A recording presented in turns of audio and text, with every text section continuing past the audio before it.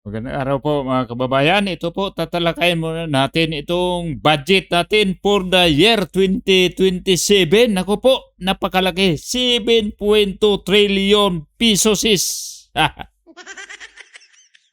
Napakalaki mga kababayan. Alam mo natin na sa 2028 may malaking kaganapan ay ang election day sa 2028. Kaya nga sa 2027, napakalaki yung budget na kinakailangan nila dahil magpreparasyon sila pangbili ng boto. Kasama na yan. Alam nyo po mga kababayan ha, ano lang to napakalikot lang ng utak natin dito dahil parang may pubian ho tayo na ito ang ginagawa ng ating gobyerno ngayon.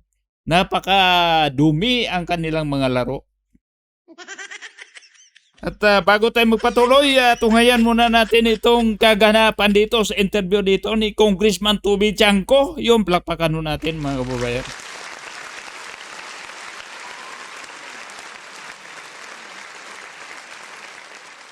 Diretso na po tayo sa ating magiging panayam ngayon pong gabi dahil tinatalakay na po sa Kongreso ang panukalang 7.2 trillion pesos na national budget para sa susunod na taon. Maki-update tayo mula kay Congressman Toby Chanco ng Navotas City. Congressman, magandang gabi. Si Admar po. Yes, good evening, Admar. Napanood ko po ang inyo pong pagtatanong kanina kung bakit parang exempted sa paghimay sa pre-plenary yung pong budget na hinihingi o hinihiling ng House of Representatives. Maaari niyo po bang may paliwanag sa ating mga kababayan? Ano po ang dahilan po nito, Congressman? Okay, ganito, no?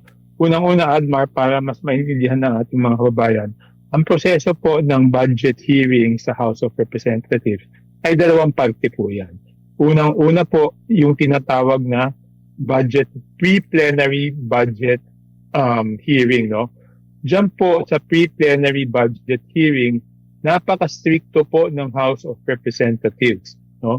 Ang rene-require nila dyan is mismong yung cabinet secretary ang mag-attend.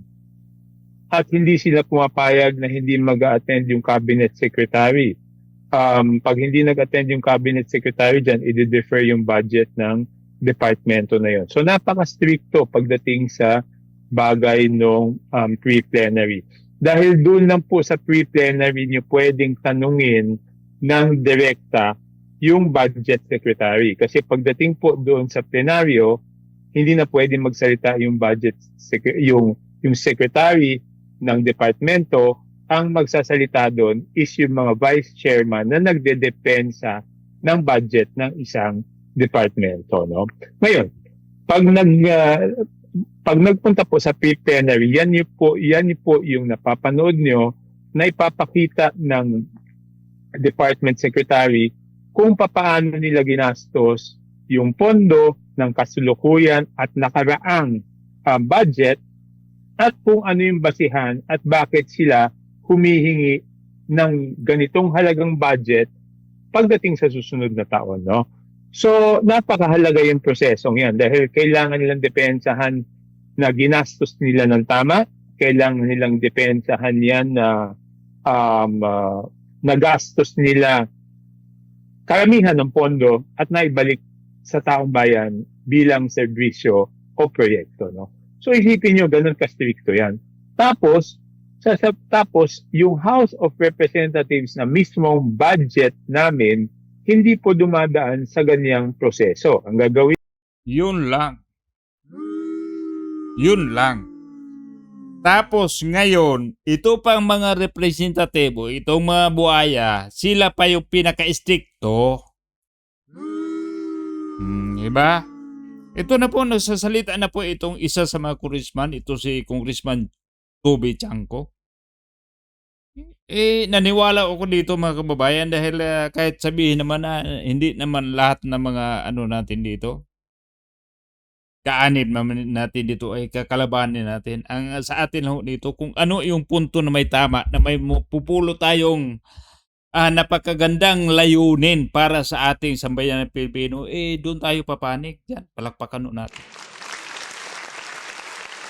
Nila is doon na lang sa plenaryo nila ipapasok yung budget ng House of Representatives. Kaya nga kanina release up ko na yan ganitong kaaga sa unang araw para ma-schedule. So ano po ang difference nung sinasabi lang doon lang sa plenaryo? Pag sa plenaryo na lang, papaano kami magtatanong? Ang makikita lang namin is yung proposal ng budget na nasa NEP. Hindi namin matatanong papaano nyo ba ginastos yung nakaraang budget. Hindi namin matatanong. Diyan sila makalusot. Hindi ba? Pero pag sila magtatanong patungkol sa Vice Presidente, napaka-stricto. Tapos sila, wala naman palang maipaliwanag dahil itinatago naman talaga nila. Bakit ganito ang hinihingi yung budget, no? Tapos, kung titingnan nyo po, pinadala ko sa inyo yung file, doon po sa NEP, makikita nyo po, for example, NEP 2026, no? Sandali po, hanapin ko lang yung aking file. NEP 2020, simulan natin ng NEP ng NEP ng 2025, no? Ang NEP, ang inapprove doon sa President's budget, ang inapprove is 16,345,154,000 para sa House of Representatives, no? Pero yan, tignan niyo po. Simulan po natin dito sa tignan niyo po. 2025, 16 billion lang ang sa NEP. 16,345,154,000. Ang naging total budget pagkatapos ng GAA is 33,670,000,000. Ibig sabihin, nagdagdag doon sa BICAM ng 17,324,846. Mas malaki pa nga po yung dinagdag kaysa doon sa original budget eh. Ngayon, 2026, ayan naman. Ang NEP budget is 202,099,000. Paglabas ng General Appropriations Act, naging 27,702,099,000, no? So, nadagdagan ng 10,500,000 pesos. O ngayon naman 2027, nagpropose na naman kami na 17 billion plus. So, bakit hindi dumadaan yan sa pre-plenary? Bakit hindi nila pinapaliwanag kung paano nila ginastos yung previous year's budget? Nagastos ba ng maayos o hindi? At bakit? Mga buaya. Sagutin niyo yung sinasabi dito ni Congressman Tubi. Dito natin makita mga kababayan kung gaano sila ka mga hipokrito. Ang tawag ko na dito sa mga mambabatas natin, lalo na dyan sa kamera, mga hipokrito. Gusto mong bulat-latin kahit ito mga personal na mga account, lalo na dito sa pamilyang Duterte, lalo na sa kanyang asawa na isang pribadong tao, hindi naman public official. Gusto nyong bulat-latin, pero ang inyong budget dyan, hindi nyo kayang maipakita. Bakit po? Mga ipokrito ba kayo? Nagtatanong lang po. Anong basihan para humingi ng 17 billion at ano ang basihan later on, nahihingi pa sila ng extra pagdating sa BICAM. So, ang hirap naman noon, no? Lahat ng ahensya, kahit Office of the President, humaharap dyan through the Executive Secretary. Supreme Court, humaharap dyan sa pre-plenary. Tapos yung House of Representatives, ayaw niya paharapin. Tapos, Congressman, alam niyo kung bakit? Andyan talaga kasi nanggaling ang pera sa lahat ng mga agencies ng gobyerno. Kaya binigyan ng pabor itong sa House of Representative. O ito hindi kita hinahanapan ng gano'n ha. O, kung anong hihilingin namin sa inyo, huwag kayong magreklamo. Binagyan na ng tali sa ilong kasi. Ang lalim na ng tali. Hindi na yung palis na tatagos dito hanggang sa utak na. Doon tinali. Impluwensahan nila sa pamamagitan na ganyan ang sistema. Di ba? Dito natin makikita mga kababayan kung kaano dito ka, kung baga sa Bisaya pa, kaano ka buratsoy, kaano ka kawalang hiya. Ganun. Napaka-alanganin naman yung sagot kanina, di ba? Sabi, i-discuss daw. Ano pa man dapat i-discuss doon? Bakit double standards? No? Bakit double standards? Bakit yung House of Representatives ay exempted doon sa pagbusisi sa sariling budget ng House of Representatives? Diyan natin makikita mga babayan na kung alam mo natin itong mga buhaya dyan sa House of Representatives, iwan ko to si Mr. Toby Chanko, kung kasali pa to sa buhaya, kung baka siya ay butiki lang, kung makasama niya buhaya. Dito natin makikita mga kababayan, ngayon lang tayo, ako sa tagal-tagal ko na pinapanood nito, itong pre-plenary na pagbalangkas ng budget. Diyan pala pero hindi maipakita, hindi may isa publiko yon. Itatago nila yon. Baka sabihin naman dito,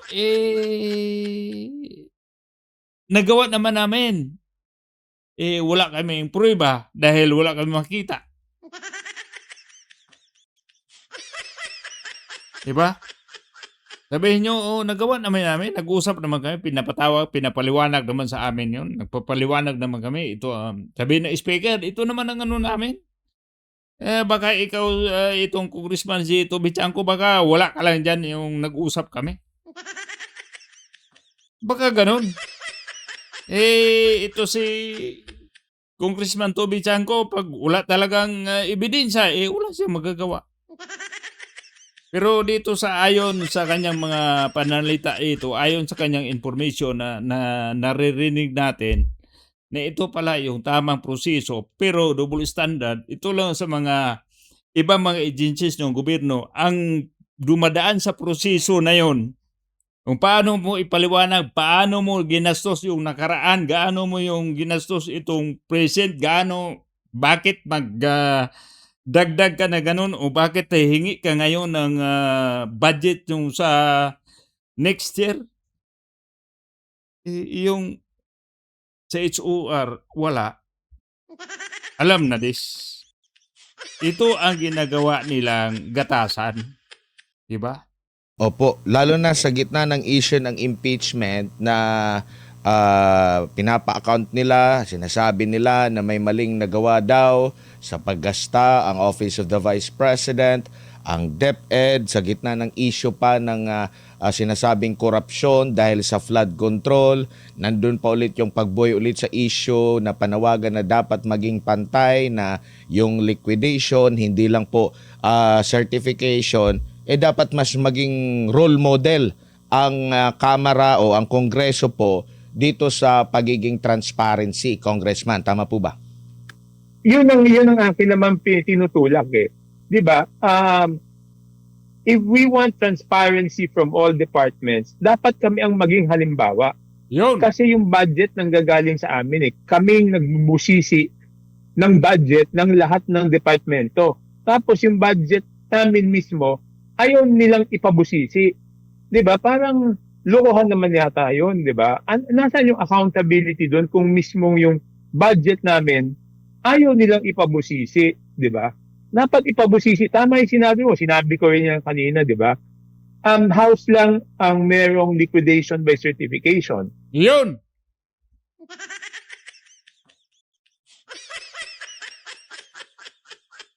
Isasubmit pa rin yun sa kuwa?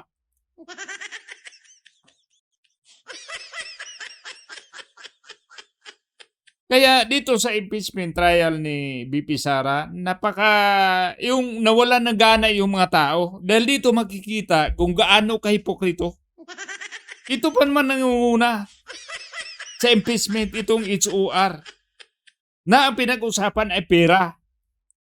Tapos ang kanilang sariling pera na mas malaki pa doon sa pinaparatang nila doon sa pera na ginagastos daw ng 11 araw ni BP Sara, mas malaki pa sa kanila. Biro mo yung budget. Nagja-jack up sila na mas malaki pa sa tunay na budget. Saan ka pa nakikita ng ganyan?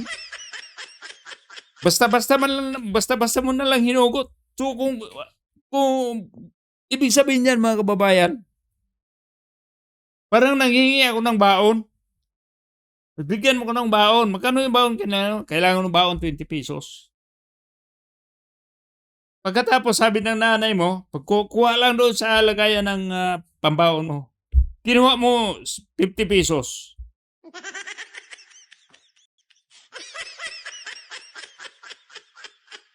Sabihin mo na, bakit 50 pesos kinuha mo? Sabihin mo na lang, basta may bibili pa kung iba, hindi ko lang nasabi sa'yo.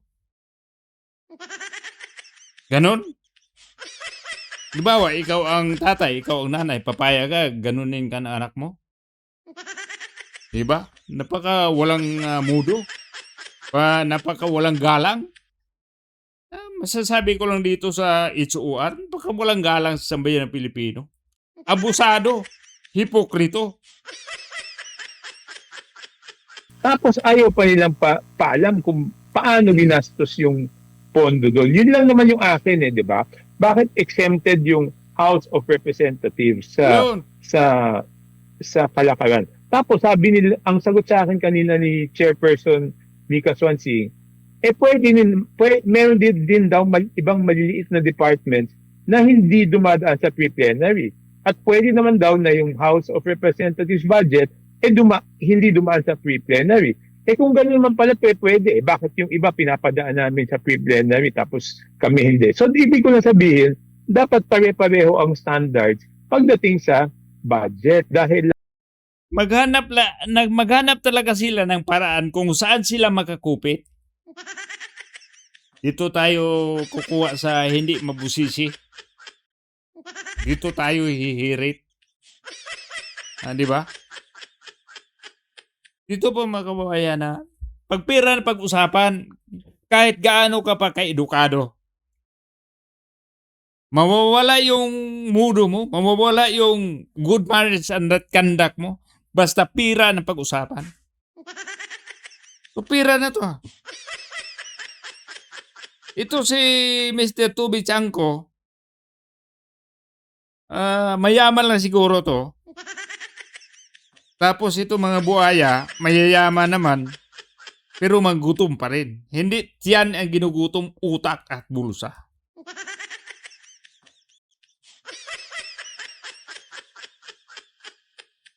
Bakit dito natin mahimay-himay mga kababayan marinig at makikita natin kung paano nila hinanapan ng mali ang Vice Presidente patungkol sa pera.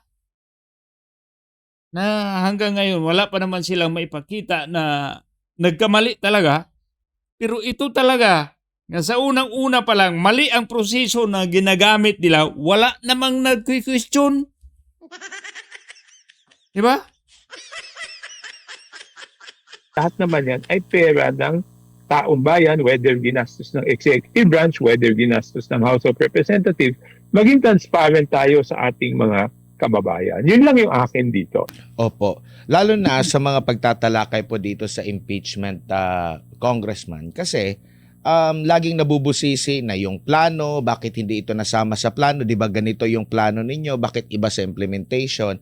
Like kagaya po nito, sa NEP na inaprubahan na ganito lang halaga. Tapos biglang tumataas na hindi namamalayan natin. So ano pa ang silbi na mag-approve pa ang presidente, ang ehekutibo na ganito lang ang budget mo na at the end naman, bigla namang tataas. Hindi po ba sapat na ang panahon para mapag-usapan talaga na ganito na lang ang budget at mabubulaga ka na lang na hindi na deliberate na bigla na lang sipa po ang approve budget, Congressman?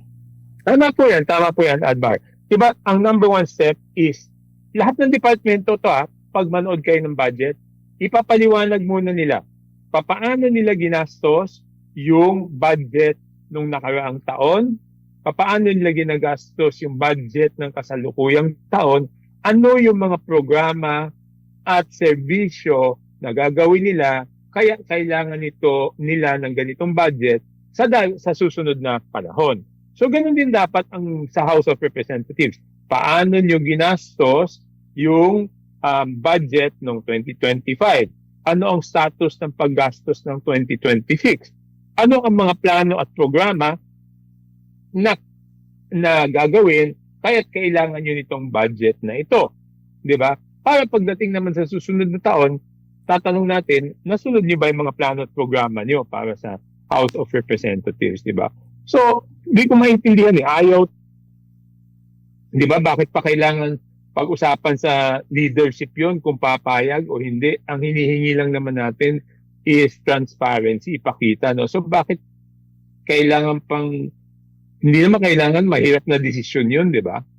Opo. Ang nakikita namin minsan pag nagde-deliberate po ng budget, tinatanong, tama po kayo, tinatanong, paano nyo ginasta yung utilization ninyo? Bakit kayo hihingi ng mas malaki, mabaga nga yung utilization ninyo?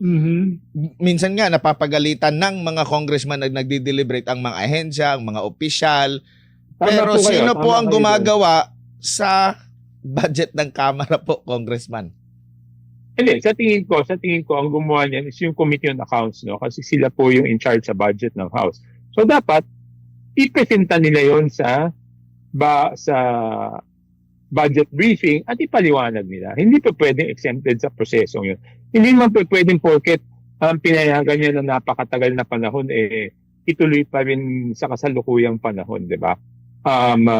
Lalong-lalo na nakita niyo naman na sa tingin ko, dismayado yung mga kababayan natin dahil may mga lugar na binabaha. So, hindi lahat dismayado.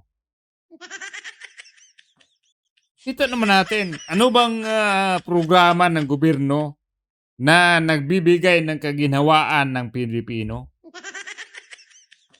Kung 20 pesos na bigas, itong ilang libo na sinasabi na nabigyan ng pagkain, sapat na ba yun? Parang binigyan mo lang ng consolation prize? Patsi-patsi?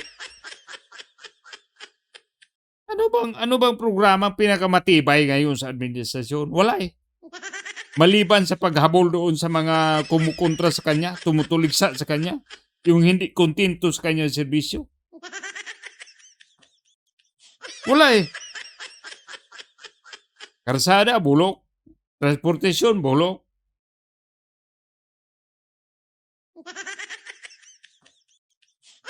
Ekonomiya, tibag. Wala. Ano ba? Nagsitaasan lahat ng mga bilihin. Ano bang kontribusyon ng gobyerno? Reklamo, pareha lang din sa mga tao. Nagrarason lang. Yung sa baha. Kinukumpir lang. Ang baha dati hanggang dito. Ngayon hanggang dito na lang. Ikukumpir na lang. Walang solusyon. Diba? Ito po mga kababayan ha. Dito lang tayo kikita ng leader na talo pa ang isang bulag. yung flood control naman ang dapat tignan kung paano paggastos. Dapat talaga yung kabuuan ng pera ng gobyerno ang tignan kung paano ginagastos. Opo. Gaano po kadelikado, Congressman, kung masasanay na ganito po ang magiging kalakaran? Nabanggit nyo pa din pala kanina na parang mas mataas pa ba or halos magkasing laki lang ng budget ng DOST ang sa House of Representatives? Ito po, nasa akin. Ang budget po ng DOST tignan nyo to ha, ang net ng DOST is 30 billion 9,056,000. Yan ang net niya ha. Ang net ng House of Representatives is 17 billion 202,099,000. Makita niyo yan. Ang GAA ng DOST is 31 1,743,918. Ibig sabihin, nadagdagan sila ng 1 billion plus lang. Yung House of Representatives, yung 17 billion, naging 27 billion. So, ibig sabihin, nadagdagan kami ng 10 billion. Opo. So, tapos Sa yung last year po yan. DOST, diba? Sa last year po yan or 2026 ngayong po. 2026. Opo. Opo. Opo. So, paano nangyari? Di ba? Amazing. Opo. Yung kasi meron pang nag-point of order kanina. So, out of order po kayo kanina, Congressman, sa tingin Hindi. nila. Hindi naman. Hindi kasi sabi ko sa kanila, sige nga, mag-rule kayo. Eh, ang ginawa nila, instead na mag-rule kung out of order ako, nag-withdraw ng motion si Deputy Speaker Tony Pet Albano. Sabi ko nga sa kanya, wag niyo ipa-withdraw. Ipa-rule natin yung chair kasi paano naman magiging out of order yung tanong ko na tungkol sa paglagay ng pagiging transparent doon sa budget. So instead na mag-rule, sila mismo pinakiusapan nila na i-withdraw na lang ni Deputy Speaker Tony Pet Albano yung kanyang motion na mag-point of order. Kasi sabi ko, pag nag-point of order, dapat mag-decide yung chair kung out of order ako at dapat sabihin niya kung ano rule ang binayolate ko. Siguradong walang masasabing rule na binayolate ko doon. Ano naman rules ang binayolate ko doon? Opo. Laman po ng social media ang mga puna ng taong bayan po sa mga pangyayari ngayon sa ating bansa, lalo na sa issue ng mga pagbaha at naiisip agad nila yung flood control at naiisip agad nila yung tawag nito, ang corruption po, Congressman. Tapos mababasa nila na ganito yung budget natin for 2027. Alam mo naman, kahit na isang numero lang na mapalit dyan, halimbawa last or this year, 6.7, biglang sipa sa 7.2 trillion, hindi mo maiwasan yung agam-agam dyan. Ano po ang assurance sa side po ninyo na mapapanumbalik kasi aminin natin questionable talaga, no, yung alam mo na yung tiwala ng taong bayan dahil nga sa mga pangyayari po ngayon sa atin pong gobyerno, sa mga mambabatas na nangangalaga, nagbabudget po sa pera ng taong bayan. Paano matitiyak lalo na ang a year before ng eleksyon, tinagurian ding election budget po, Congressman. Ano po masasabi niyo rito? Paano po matitiyak yung Opo. ano po? Yung kumpiyansa na tama ang paggastos nito at hindi na mauulit yung na-question sa Korte Suprema na mga budget po ng atin pong bansa sa nakalipas na mga taon po, Congressman. Okay, yung tiwala, dalawang bagay ang kailangan para maibalik yung tiwala, no? Number one, kapag hindi po na kasuhan ng plunder si former Speaker Martin Romualdez, hindi talaga babalik yung tiwala ng tao. Tanggapin natin yan. Number two, dito sa budget process, dapat talaga full transparency, di ba? Kasi yung accountability comes with Talagang hindi makasuhan ang dating speaker na si Romualdez dahil kay Gutisa. Yung unang testimonya ni Gutisa, hindi na pinaniwalaan doon. Ang pinaniwalaan nila ngayon, yung huling pag-recant ni Gutisa. So, ibig sabihin, absilto na si Romualdez. Paano ba makasuhan?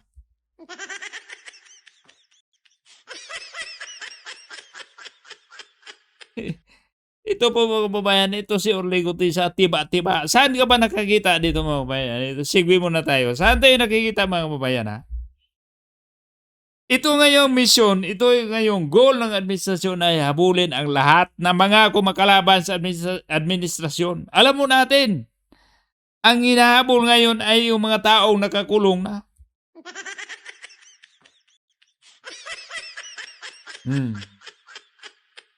Si Marcolita. Itong dating congressman. Pareho silang kinasuhan ng plunder. Si Jinggoy. Si Gutisa, nag-recant. Ano ibig sabihin nun? Makasuhan pa si Martin Romualdez? Wala na. Lusaw na yung kaso. Maganda ang paggagawa nila. Sino nakapisto sa ombudsman? Barkada ni Romualdez. Barkada ni Marcos. Barkada ni Saldico. Diba? Kaya ito, makikita ko dito sa pagmumukha dito ni Congressman Toby na wala na tong pag-asa. Napapagod na to eh. Ilang piraso lang sila dyan lumalaban. Si Igay. Congressman Igay. At saka ito. Yung iba wala na, hinabol na. Wala na. May pag-asa pa ba makasuhan? Ito, maibabalik pa ba yung pagtitiwala? Wala na. Habang nasa labas pa, habang libre pa si Martin Romualdez, naku po. Kahit pa makulong siguro, wala na magtitiwala dyan. Transparency. Kaya di ba yung nasusunod na tanong ko naman is yung doon sa DPWH budget. Sabi ko, yung DPWH budget, 772 pages yan. Di ba? Kami, mga district congressman kami, di ba? So, ang sabi ko, simplihan nila yung budget. Kaya naman lang gawin yan eh. Madali sa kanilang gawin. Mahirap sa ordinaryong tao na gawin. Sabi ko, gawin nila magkano yung budget per district at ano-ano yung mga proyekto. Hindi nila kailangan ng simplihan. Kailangan nila na magiging komplikado ang budget, magiging magulo para hindi masubaybayan kung paano ginastos. Simple lang yun. Parehas lang din yun sa magnanakaw ng kuryente, yung nagbibinta ng tinatawag na energy saver. Maglalagay sila ng box, tapos doon sa box may mga outlet doon mo daw isasaksak yung mga heavy loads mo. Tapos maraming alambre na lumalabas doon, kukumpul-kumpul, itatap mo lang doon pala sa entrada. Hindi dumadaan sa metro para lang magulo, para lang makita na maraming kaawad na nakakabit doon. Pero ang tawag pala doon, jumper. Parang ganun ang budget. Hindi nila maaaring simplihan dahil pag simplihan, madaling masubaybayan ng mga tao, madaling maintindihan. Kaya hindi nila pwede simplihan yon. Kailangan magulo para sila lang ang makakaintindi. Yun. Ang sagot nila, yung mga proyekto na handun daw sa NEP. Totoo na handun sa NEP yung proyekto. Kaya lang minsan ang isang engineering district, dalawang district congressman. So, papaano mo malalaman kung alin yung sa distrito mo? Number 1 po yan. Number 2, yung NEP, though nakahiwalay yan, naka-line item, makikita nyo yan, tignan nyo, paano nyo anuhin yan. Unang-una, bawat subtitle, ibang total yan. Kunya, preventive maintenance of primary road, preventive maintenance of secondary road, preventive maintenance of tertiary road, rehabilitation, reconstruction, tapos iba pa yung flood control. Ang dami-daming classification yan. So mahihilo maghahanap niyan. Ang sinasabi ko, simplihan, i-post sa website ng Kongreso, bawat isang congressional district, magkano ang naging NEP at ano-ano yung proyekto na pumasok sa NEP. Number 1. Yun talaga ang tama. Maintindihan ng mga tao, madaling makita. Pero ayaw nila ng ganun. Dahil talagang hindi talaga yun mapupunta doon sa mga proyekto na sinasabi nila. Mapunta yun sa iba para sila ay bumango. Pan-travel sa labas ng bansa, yung i-blow out mo yung sumusuporta sa'yo. Diba? Number 2, ang sabi ko, yung mga party list, dahil wala naman silang distrito, saan distrito nilagay yung mga proposed projects nila? Wala iniikot-ikot yung sagot. Isang taon ko na yung sinabi nung palang magbotohan ng 2025 budget, sinabi ko na yan na dapat simplihan. O ngayon, inulit ko ulit, wala pa rin. Ayaw pa rin. Sinasabi na handun. Ayaw talaga nila simplihan dahil ayaw nilang masubaybayan dahil gusto nilang magulo para doon sila makakupit. Diba? Hindi naman tayo nagtatalo kung nahandoon sa NEP o wala eh. Ang pinagtatalunan natin, maintindihan pa ng kababayan ko sa nabotas pag hinanap niya doon sa NEP yung mga proyekto na pasok sa NEP.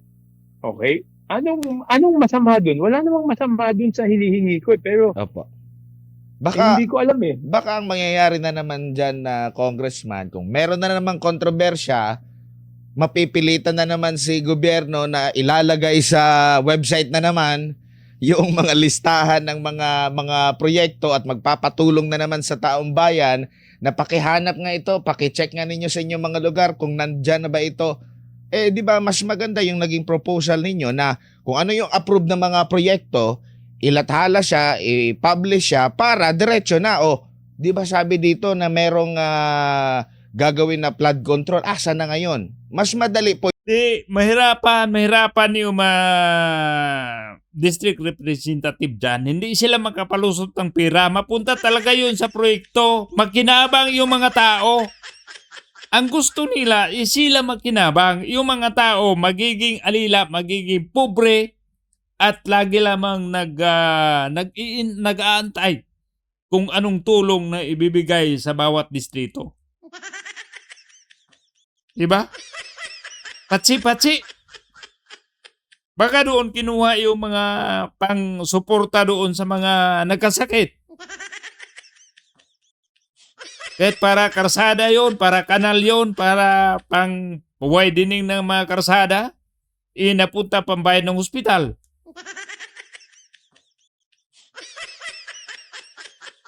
Kaya hindi nila maipakita niyan. Dahil mapunta sa iba. Yung pang blowout mo doon sa mga katrupa mo na sumusuporta sa'yo pag manalo ka na. Di ba? Yung accountability at mas mararamdaman ng taong bayan yung transparency, Congressman. Kasi transparency dapat padaliin eh, di ba? Padaliin. Yan, pinadala ko yung 772 pages yan. Tiga saan ka, Admar? Hanapin mo nga yung proyekto dyan sa lugar mo kung hindi ka mahilong paghanapin yan. Oo, ang problema pa dyan, hindi malaman ng ordinaryong tao, lalo na mga first time, pag titingin ka sa file, Congressman, ano ba ito? Paano ba ito basahin? Di ba? Mahirap talaga eh. So, ang gusto ko simple lang. Okay, kunyari, lahat ng distrito, ito yung mga district congressman, ito yung total na budget sa distrito nyo. Ito naman yung mga proyekto sa distrito nyo. O di ba simpleng-simple lang? Kaysa yung papabasa mo kahit hindi naman yung may kinalaman siya, gusto mong pabasa sa kanila at sila maghanap ng proyekto para sa distrito nila. Paano naman yun? Di parang pinapahirapan lang natin yung hindi sincero yung sinasabi nating transparency kasi nahandyan nga pero mahirapan yung tao na hanapin kung ano yung mga proyekto sa lugar niya. Ang totoong transparency is ipapakita mo sa tao sa isang paraan na madaling intindihin sa kanya at hindi siya magsasayang ng oras para hanapin kung ano yung mga proyekto sa kanilang lugar. Yan po ang totoong transparency. Opo. Lipat lang po ako dito po sa mga priorities ng pagbabudget po. Meron po ba kayong puna? Meron po ba kayong suhestyon? Kasi ang napansin din natin, sa sinasabi naman ng konstitusyon na mas mataas talaga ang sa edukasyon. Pero almost 1 trillion yung education natin. Nabanggit mo kanina, 700 B ba? Or 600 plus B ang DPWH, yung top 1 at top 2. The rest po, sa agrikultura, na marami din pong mga stakeholders dyan, nasa 200 B. Kayo po ba ay satisfied doon sa proposed budget according sa mga ahensya, lalo na sa mga pangangailangan natin sa ating bansa ngayon, Kong? Mahirap sagutin yan sa ngayon na Admar. Kaya nga napakahalaga, babalik ako, kaya napakahalaga ng budget briefing. Kasi doon natin masasabi na kung ano yan hindi mo pwedeng tingnan siya holistically, hindi mo pwede siyang tingnan. Dapat tingnan mo per department. Itong department na to, last year nagpresenta sila ng kanilang mga programa at humingi sila ng budget sa House of Representatives. Base doon sa pinisenta nila nung isang taon, yung mga sinabi man lang gagawin nila, ay nagawa ba nila o hindi? Okay, number 1 yan. Number 2, may pangangailangan silang budget ulit ngayong taon na to. Kung hindi niya nagawa yung isang taon, paano tayo makakasigurado na magagawa niya yan for the next year, no? Yun. So yun po kaya nga napakahalaga niya. So per department natin titignan kung Pagpira talaga, sir. Maraming magagawa, sir. Maraming magagawa. Maraming mabibili yung pira.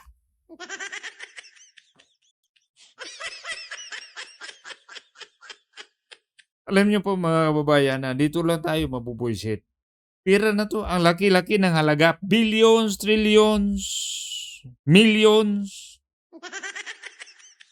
Tapos karamihan sa ating mga pobre, lalo na pag magkasakit tayo, ito lang bill natin pag umabot na ng 20,000, napakahirap na. Pero biro mo yung pag-usapan na dito sa proyekto. Billions. Almost trillion. Doon sa ospital, kung magbabayad ka ng bill, lahat-lahat, makikita mo kung anong binabayaran mo. Pero dito sa pira ng bayan, wala silang maideklara na ito ang last centavo sa pira na ginastos namin.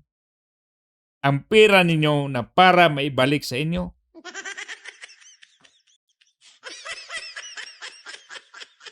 Diba nakakabuisit, diba? Wala sana tayong masasabi dito kung kaliwat kanan kung saan tayo nakatingin. Pagpunta natin doon, makikita natin ito ang development na nagbansa natin. Dahil ganito kalaki ang budget ng ating gobyerno taon-taon.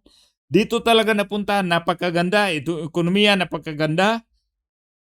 Ito mga karsada natin, napakalinis. Ito mga gilid-gilid, napakalinis. Pero marumi lahat.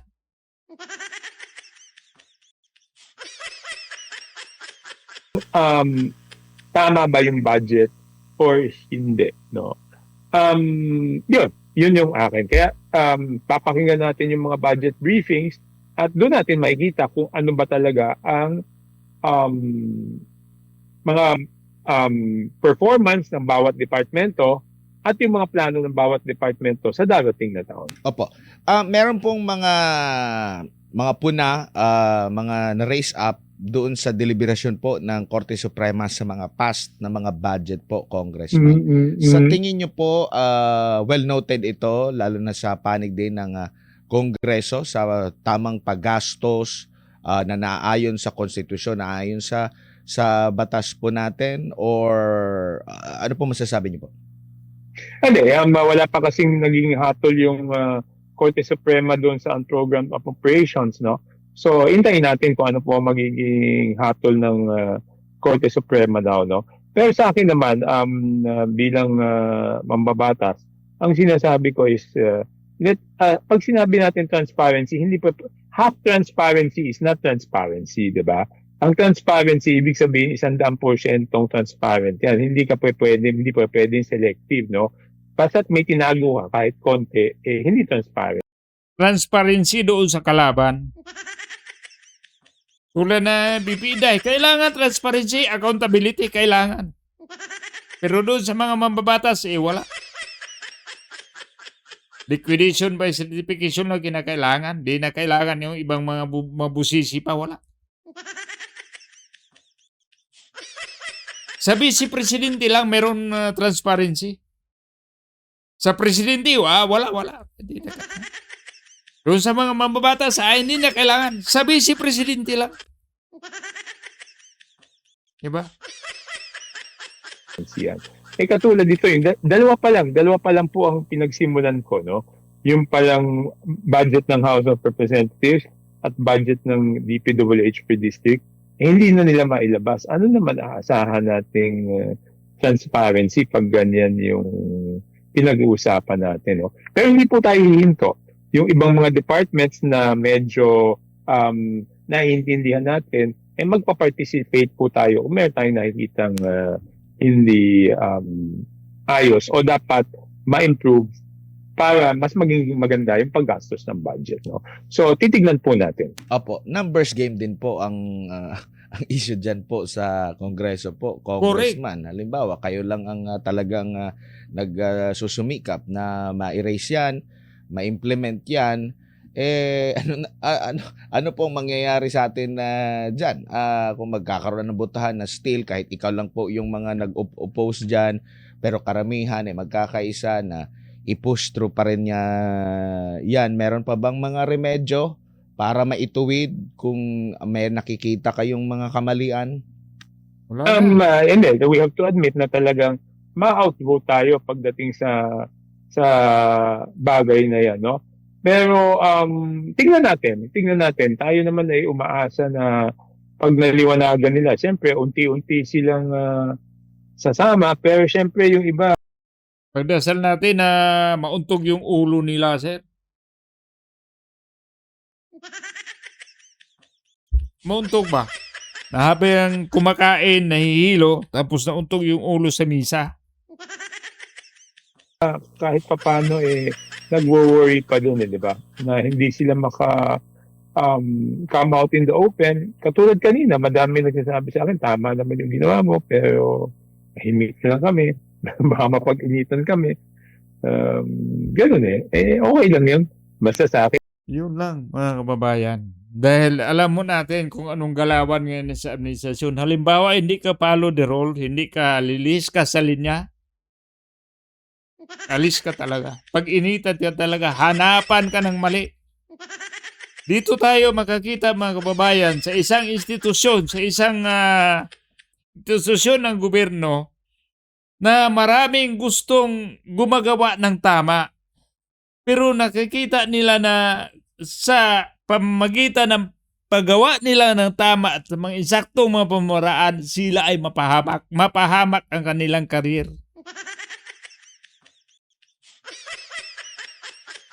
Dapat sana itong mga leaders natin, sila ang mga role model kung paano gumagawa tayo ng maayos. Pero sila ang nangunguna. Nahawa na ba tayo sa leader natin? Nagtatanong lang po.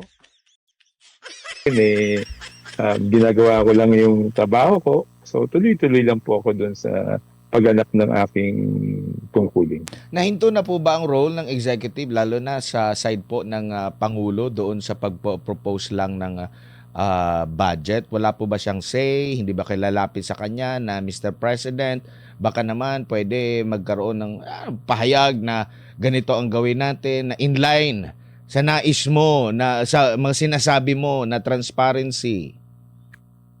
Hindi yan na nga di ba, the net is the president's budget, di ba? So, yun ay nanggaling sa kanya. But there are internal issues to the House na dapat we have to settle among ourselves, di ba? Kasi kung titingnan natin strictly, talagang may separation of powers yan.